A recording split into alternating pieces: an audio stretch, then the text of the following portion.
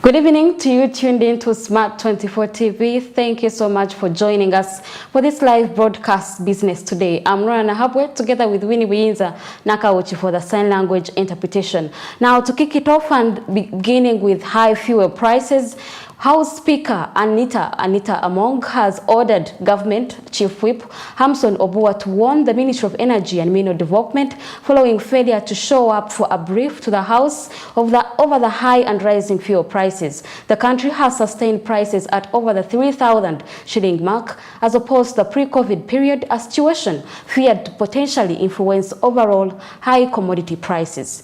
Take a look. Yesterday, Speaker Anita Among tasked government to give an update on what is being done to address the surging fuel prices that have created fear amongst Ugandans in the past weeks. The matter was put on today's order paper, but none of the ministers from the energy sector appeared to explain. All the ministers were approved. How can we fail to have just one minister here? According to Government Chief Whip Hamson Obua, he did as Parliament directed yesterday and wrote to the ministry only that he didn't receive any response. The instruction I received from this House yesterday was to ensure that 3 ministries are represented today. That was the instruction.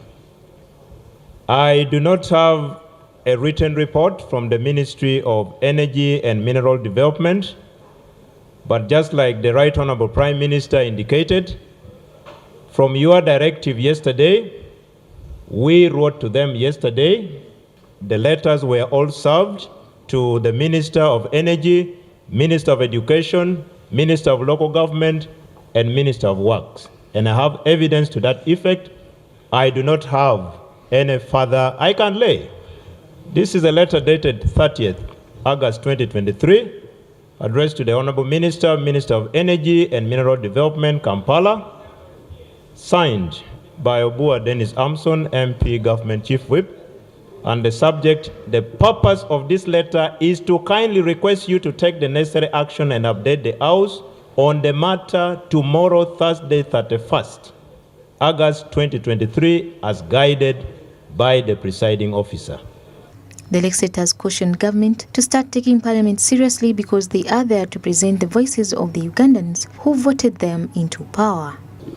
Is very crucial because fuel started as a joking matter. Right, Honorable Speaker, before COVID, a little fuel was costing worth 3,500. Jokingly, the prices went up abnormally, up to even 10,000 and beyond in some parts of the country.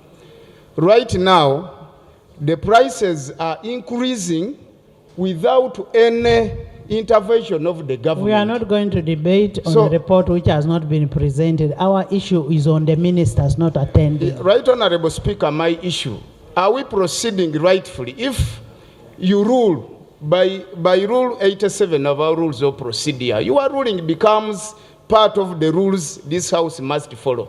The Minister is not around. Reports are always delegated, especially to the Government Chief Whip, who is in the House today. The Prime Minister is also in the House today and is the lead of government business.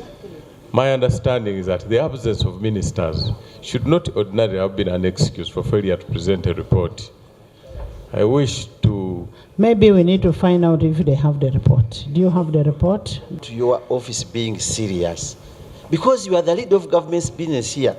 The Chief Whip of NRM, the Honourable Minister, has always been writing, Madam Speaker, even to us on matters we raise. But here we are, Madam Speaker, we have a challenge.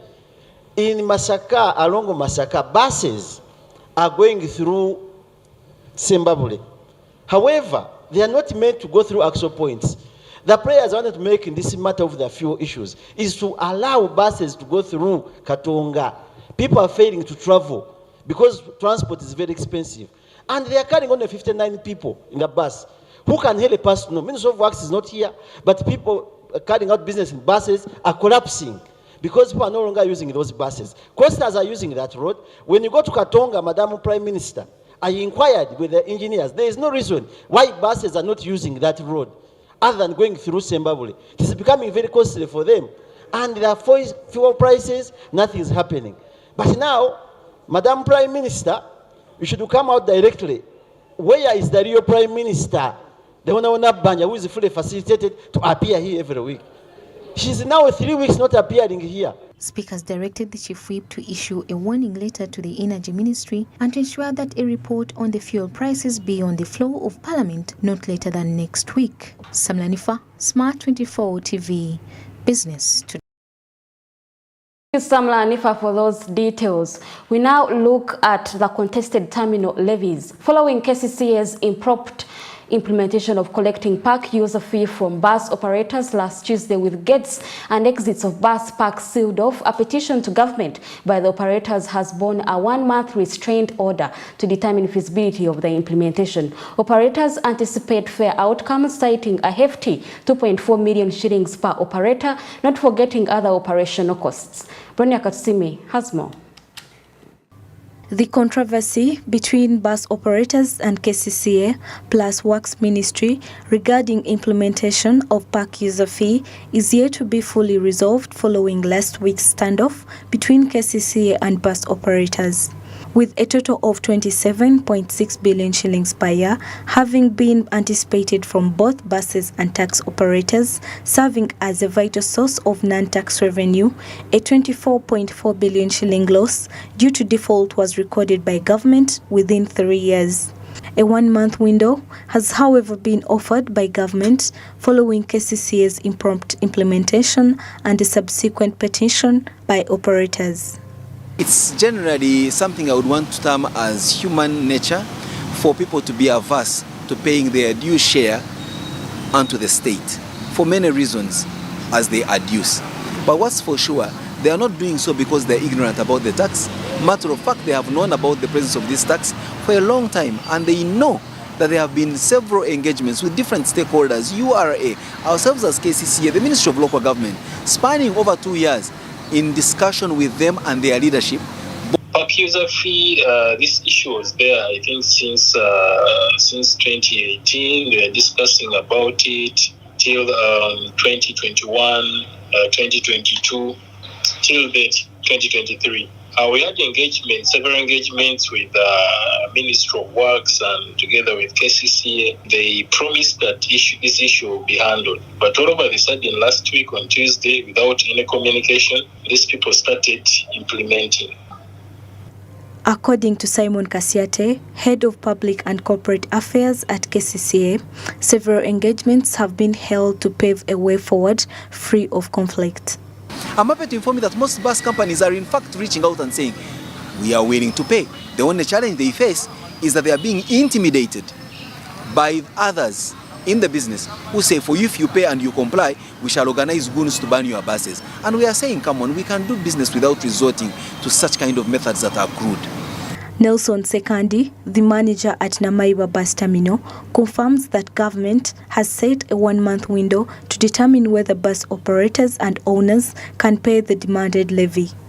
When you look at in terms of employment, these buses, you may find a bus with someone who is owning like 2 buses, but is employing more than 30 people who are benefiting in those 2 buses.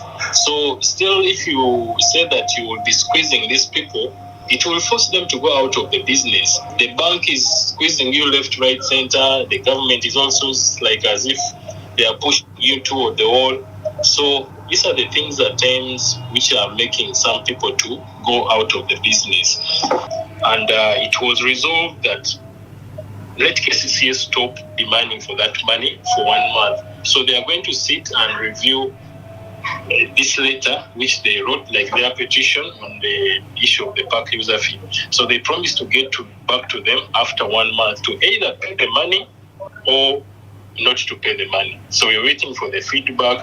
That's after 1 month, which they have promised us. As unyielding discussions continue, presumed double taxation and uncoordinated policy implementation underscores further challenges in regulating the local transport industry as it battles further supply chain disruptions. Bronia Katsime, Smart 24 TV, Business Today. Now, in the same regard and looking at the chaotic taxi industry, Uganda Transport Development Agency, Tax Transport Executive Governing Authority and other operators have dragged Kampala Capital City Authority to the Presidential Affairs Committee, citing chaotic governance. The operators haven't only accused the authority of double taxation, but also noted formation of several taxi regulatory bodies. Then the Ministry of Works has, however, distanced itself from KCCA's interventions as the authority denies allegations. The local government of ministry has set to streamline the operations soon. We have more. I've been with these people for a period of 2 years. If we don't follow the proper direction, this meeting may not end as you get it, that we are supposed to go to plenary.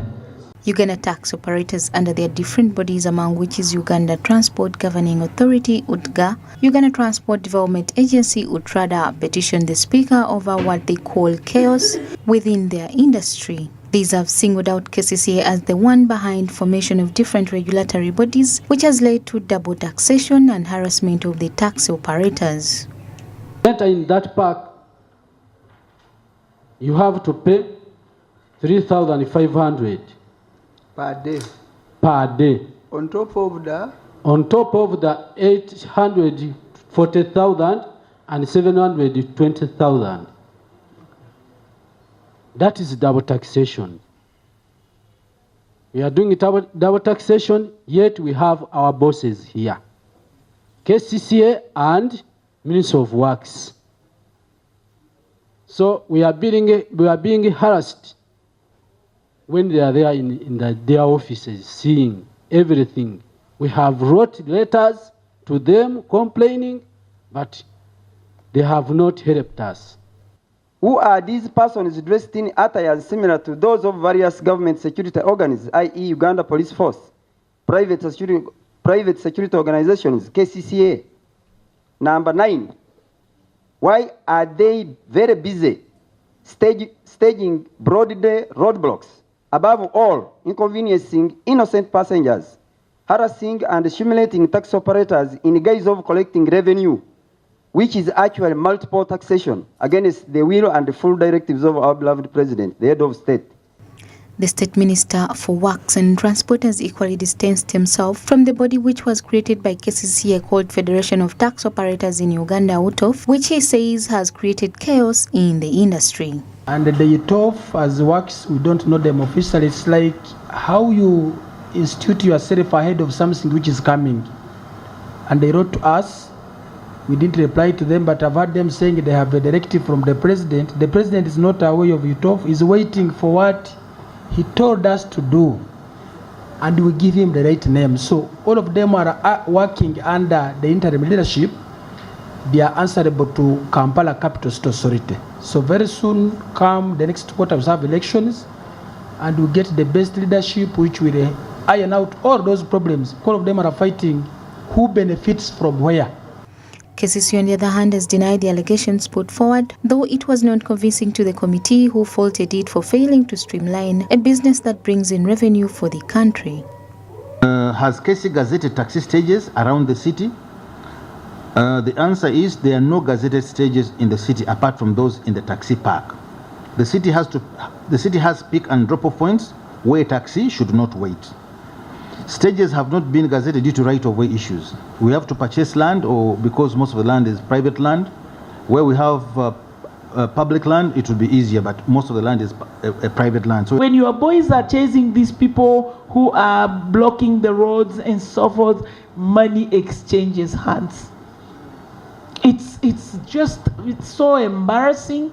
You have tried to show this government that you don't have capacity to run KCCA. There is a lot of mess. Value for money is not being realized. If these taxi operators are giving hell of money the way we are saying, honestly, the routes are blocked. Some of us cannot reach Owino. The committee has tasked the relevant ministries to bring sanity to this industry because they notice that there is revenue leakage simply because some people have opted to create so many sects which are charging the operators. Who is in charge of holding elections has set next quarter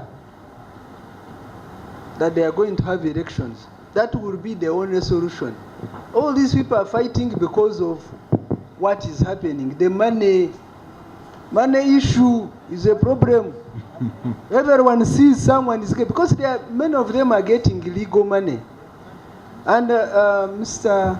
Honorable Minister, yes, I can see you are happy with 7 billion.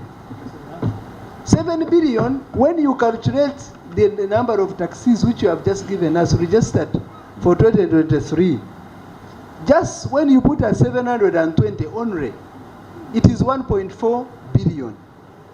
That means that one in 3 years you are getting just 7 billion. Some money there is a big leakage, and it's this leakage that is causing all this confusion of these people fighting. It's the money. You are not getting that money, but it's going in someone's pocket. Ministry of Local Government has committed to meet all stakeholders in the transport industry together with the relevant ministries to bring order to the sector. Samlanifa, Smart 24 TV, Business Today.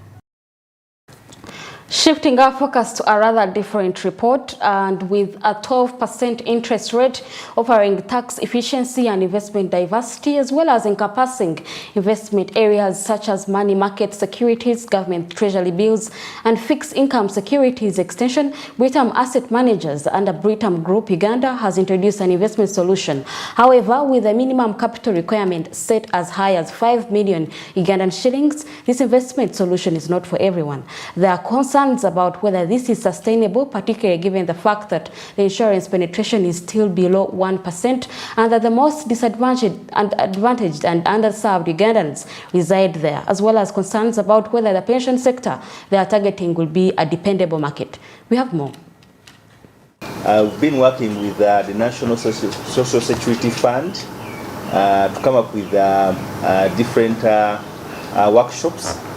We had the workshop again where we invited a number of the pensioners to educate them on the possibilities out there, possibilities around the investment options.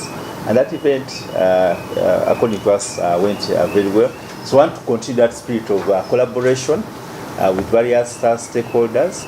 Of course, NSF is key among them, but in addition to that, the regulators, both the CMA and the Uganda Retirement Benefits Regulatory Authority are very important. It's really because of the kind of product that we are introducing to our customers. We've listened. Within the business, we have other products within the collective investment scheme framework, where as low as 50,000 you're able to invest. But then we listened that there's a certain category of customers that would like to that have predictable cash flows, and they would like to lock their money with Britam for a period of time. And because they are looking for a period of time, we then set the investment threshold at 5 million. But we understand that in Uganda. Business Today will now take a short break. After that report, we will return with more. Stay with us.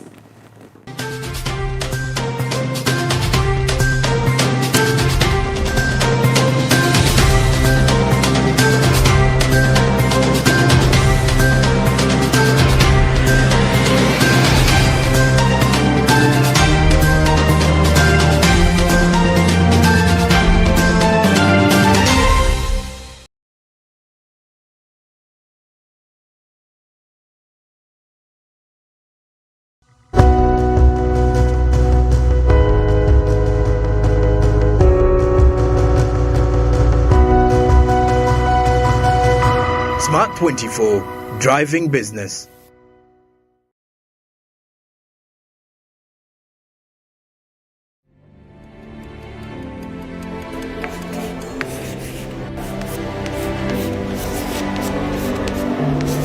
This is Jordan.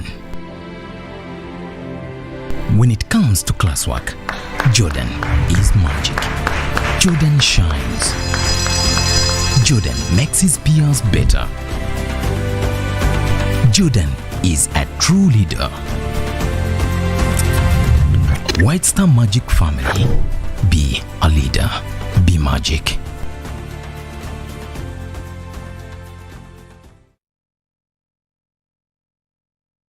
Say goodbye to paperwork and travel costs. Now every MTN customer can register to invest in securities anytime and anywhere with Zabu in a few simple steps. Step 1. Dial *292 hash. Step 2. Select option 1. Register with Zabu. Step 3. Enter your full names. Step 4. Enter your national identification number. Step 5. Enter your national identification card number. In 24 hours, you will receive an SMS confirming your registration. Congratulations, you are now ready to invest.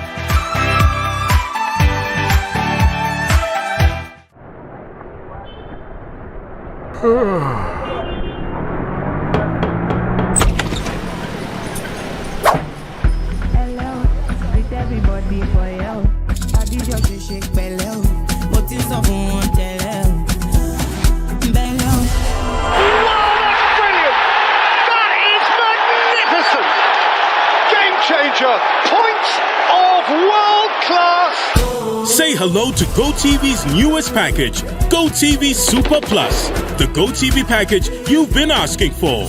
GOTV Super Plus has all the great channels you love on GOTV Super, plus big-time international and kids channels the whole family will love. Plus, plenty of live Premier League action on Super Sports' dedicated Premier League channel. It's the package you asked for, and we listened. GOTV Super Plus, available from 1st August. GOTV, love it. Luxury redefined at Seasand Hotel as you indulge in the splendor of elegant living fit for the royalty that you are. Step into comfort, pampering and blissful customer-centric service as you select from our range of comfy exquisite living quarters furnished to meet with your royal preference. Surrounded by scenic beauty, our tropical setting allows you to escape the glamorous ordeal of city life. Our ambient green gardens will guide you to a place of revitalizing rest. The 3-star restaurant caters to your palate, serving your choice menu ranging from exotic cuisines to local delicacies. Our chefs will serve you full-course meals for a truly out-of-this-world culinary experience. Our fully stocked bar to whet your throat, from renowned global brand whisks, brandies, gins, beers and wines to our locally celebrated beverages, you will not lack for any brew age. It's an all-new experience in the East at Seasand Hotel. So visit today at plot 15 to 19 Spire Road, Ginger, or contact us on +256 751 719 960 and +256 785 354 614 for reservations. Seasand Hotels, luxury redefined. If you want to find class in Nairobi, look no further. Toasting luxury. Cheers to that, baby. We run this city, period. You're more Kenyan than all other Kenyans. Najaribu sana. Who said I'm bringing drama? I brought the shade. You brought it. Yeah. I'm here and I'm very comfortable. Party. I am not leaving. It's not your party.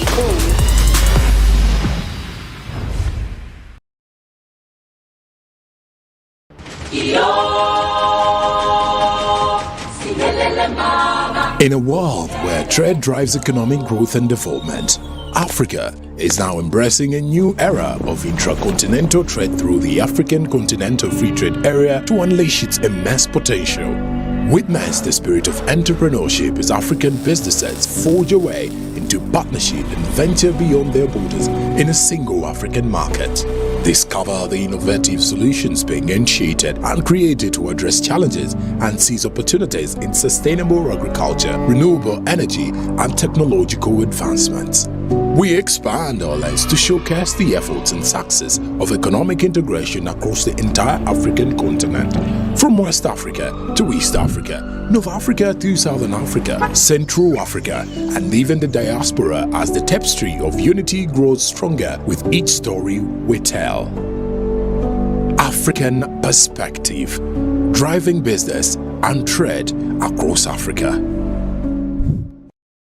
Don't miss the African Perspective on Smart 24 every Monday, Wednesday, and Friday at exactly 6 p.m. East African Standard Time as we drive business and trade across Africa.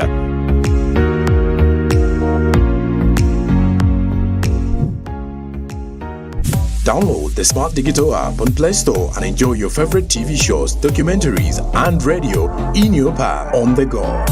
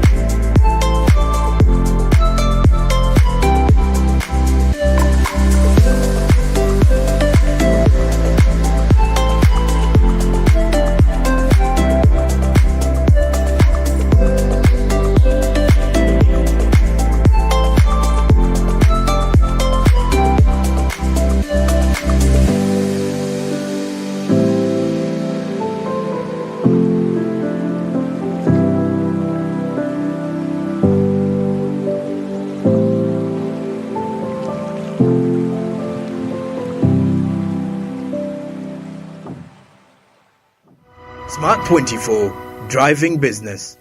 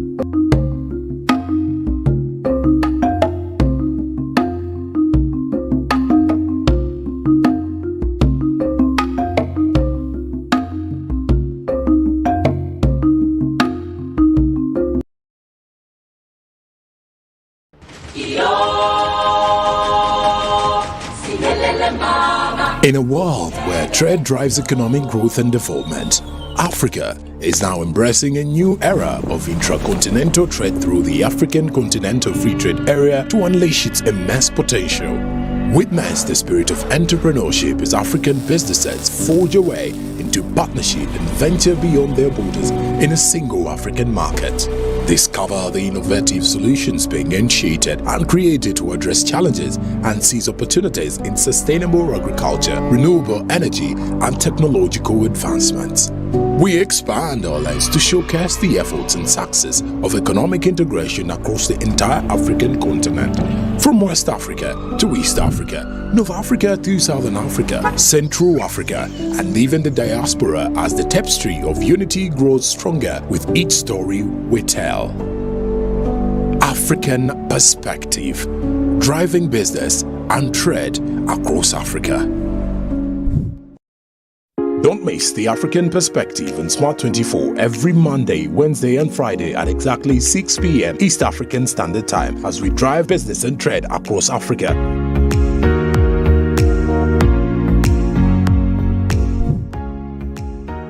Download the Smart Digital app on Play Store and enjoy your favorite TV shows, documentaries and radio in your palm on the go.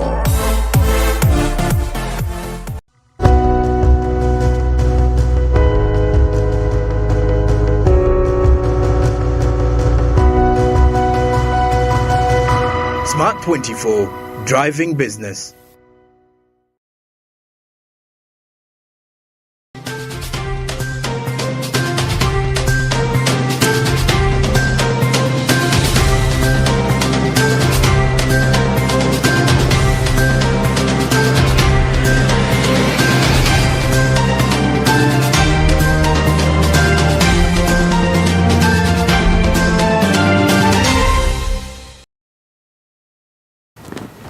We'll be back from that long break. We are glad that you're still with us. Moving on with business today, and now looking at meeting the monetary union by 2031 in the run-up to achieving a single currency protocol, especially since the new roadmap is set to 2031, after noting the fact that most member states were unable to achieve the agreed targets by 2024, regional CSOs and key stakeholders have deliberated on the slow progress towards the monetary union, as the role of citizens and political will seem to be the only strategies that will harmonize policy despite cumbersome prerequisites member countries have to meet.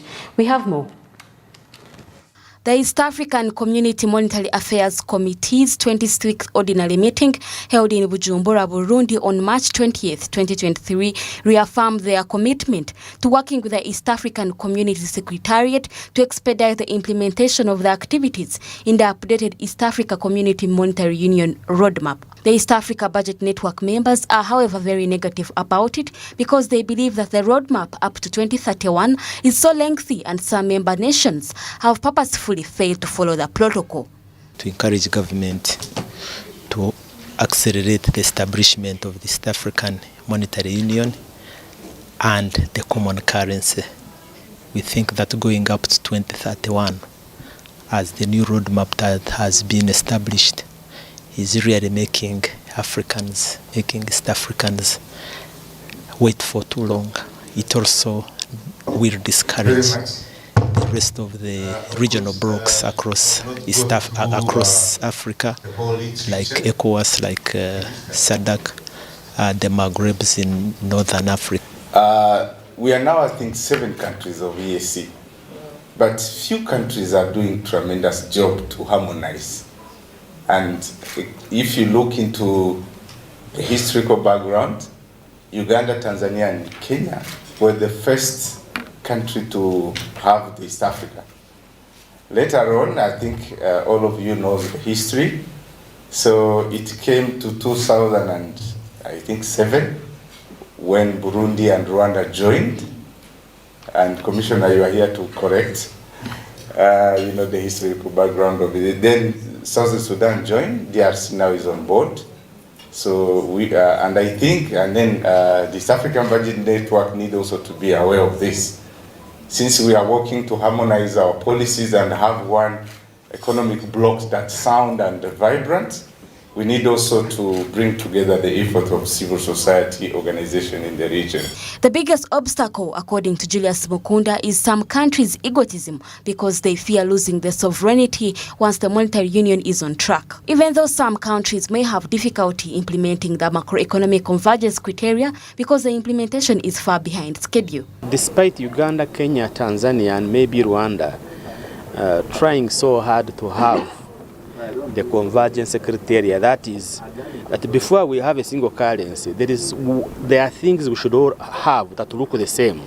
Like, for example, our debt levels, like, for example, inflation issues, like, for example, the amount of money we collect and the difference between the amount of money we collect and spend, that is fiscal deficit, that we should also be having almost the same.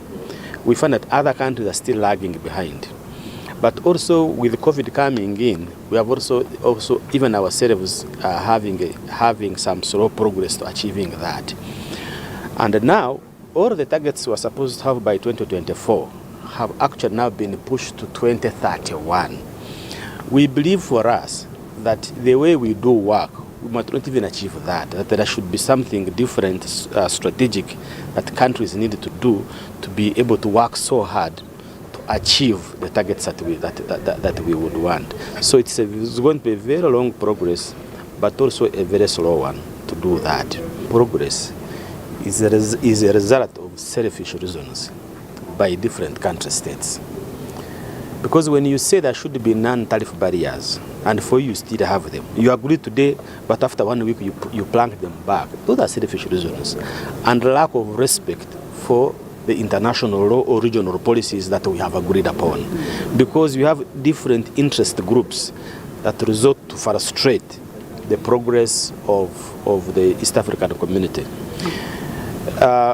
So for us, we feel that the East African community affairs have only been managed by politicians, and to large its level, the technocrats. We believe that the role of citizens, of the East African citizens, in the formulation of these policies is greatly lacking. And that is going to be our starting point at the East African Budget Network. To review our timelines, there's been some delay because of some delay in implementing some of the prerequisites of the Monetary Union, which we need to have before we introduce the single currency. Now, we are making some good progress, however, and we have come up with the new timelines. We shall be introducing the currency now in 2031. Some of the difficulties we have is implementation in the partner states and the fears some people have about some of the challenges that they would face. Competition from players from other countries, but that is something that is actually underlying the purpose of the Monetary Union. The purpose is to ensure that citizens in the individual partner states actually benefit from the Monetary Union, including exporting more from the countries to the other partner states. One of the most crucial things to keep in mind when thinking about the East Africa Community Monetary Union is the formation of the support institutions or prerequisites. That is, say, the East African Central Bank, the Statistics Bureau, the East African Surveillance, and the harmonization of physical, monetary, financial, statistical, procurement, legal, and payment system principles. According to Dr. Musisi, the Minister of Finance's Monetary Union Chief, the only guarantee that the East African Community Monetary Union Protocol will be implemented is if citizens demand it and politicians have the political will to do so. One is that you must keep debt below 50% GDP. You must keep your inflation levels low. Your government should not borrow excessively, and your fiscal deficit should be no more than 3%. Those are the requirements, but also there are others, including ensuring that we have the necessary institutions to manage the monetary union. For example, the East African Central Bank. Those have to be created, and a number of other institutions. All that is, and also harmonization of fiscal policies, having the same tax systems, ensuring we have the same exchange rate policies, and this is ongoing work which the different institutions are implementing at the moment.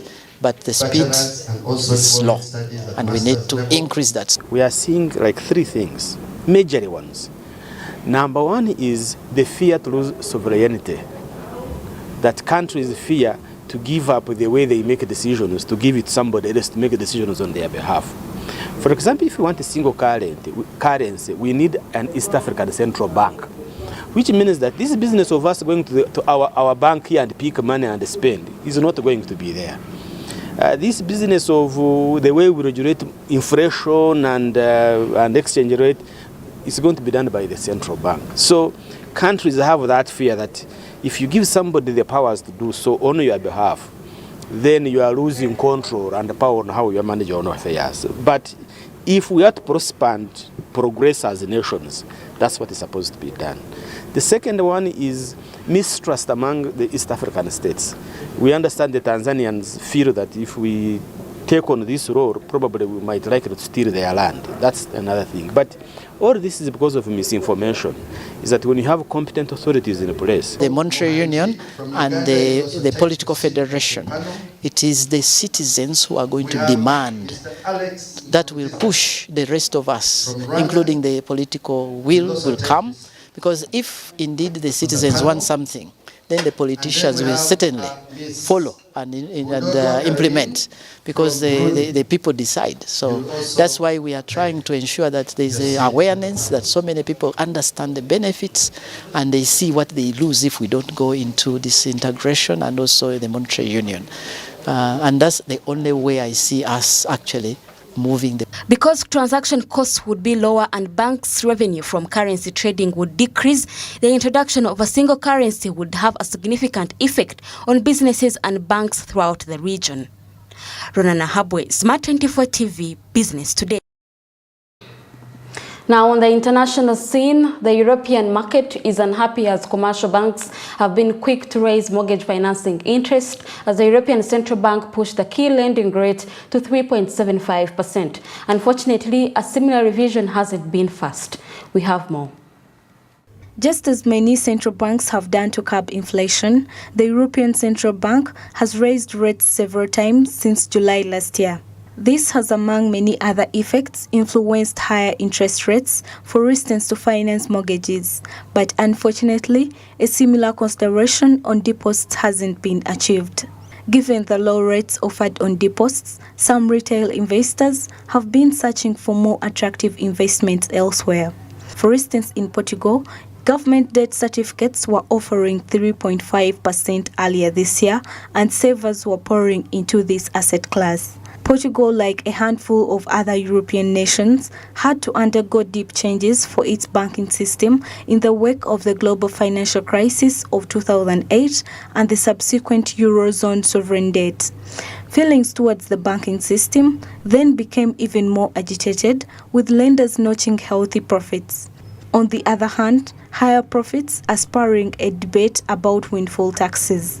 Italy has become the latest nation to announce a 40% levy on bank profits, and though the measure is still undergoing adjustments, it shows how some lawmakers want to tap bank returns.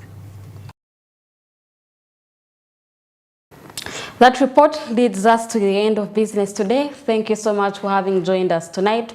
I'm Rana Habwe, together with Winnie Wienza Nakauchi for the sign language interpretation. I would like to implore you to watch tomorrow Business Today to be able to keep up to date with the latest business news. As always, it's such a pleasure, and good night.